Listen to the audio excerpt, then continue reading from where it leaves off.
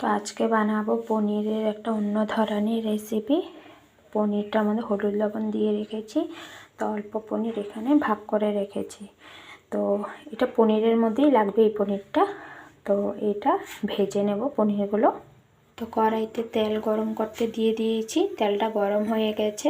তো চাপে কয়েক টুকরা পনির দিয়ে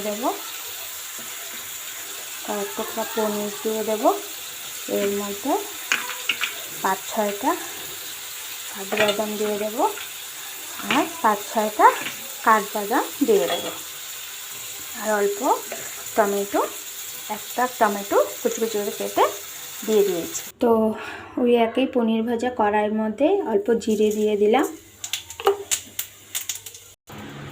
তো জিরাগুলো অল্প লাল লাল হয়ে গেছে। এর মধ্যে পেস্ট করাগুলো, টমেটো, কাজু বাদাম, পনির পেস্ট করেছি যে এগুলো দিয়ে দিয়েছি, কাঠবাদামও পেস্ট করেছি এগুলো দিয়ে দিয়েছি। দিয়ে ভালো মতো নাড়বো। স্টিমটা কমিয়ে দেব। তো অল্প অল্প টেনে গেছে। তো এর মধ্যে অল্প স্বাদ অনুযায়ী লবণ দিয়ে দেব। তো অল্প সামান্য হলদির গুঁড়ো দিয়ে দেব। তো এর মধ্যে অল্প দুধ ঢেলে দেব, আধা কাপের মতো অল্প দুধ দিয়ে দেব। দেখো উতরাচ্ছে, ফুটে গেছে পুরো। তো এর মধ্যে অল্পখানি চিনি অ্যাড করে দেব।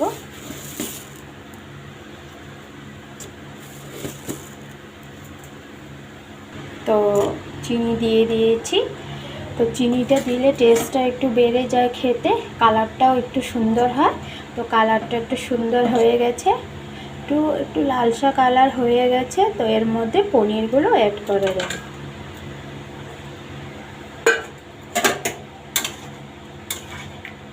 আমি একটু পনিরটা ব্রাউন কালার করে ভেজে নিয়েছি। তো তোমরা যদি চাও তো হোয়াইট করে ভাজতে পারো। বিরাট খেতে টেস্টি হয় এই পনিরের রেসিপিটা। তোমরা পছন্দ হলে তোমরা বানিয়ে খেয়ে দেখো, বিরাট ভালো লাগে খেতে।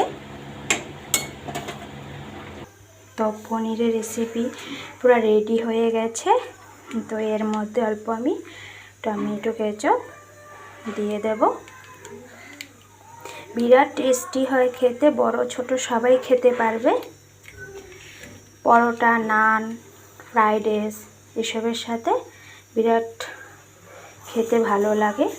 আর লঙ্কাটা আমি এমনি গোটা গোটা দিয়ে দিয়েছি, বাচ্চারা খেতে পারবে না তো ঝাল দিলে, তো এর জন্য গোটা গোটা দিয়ে দিয়েছি।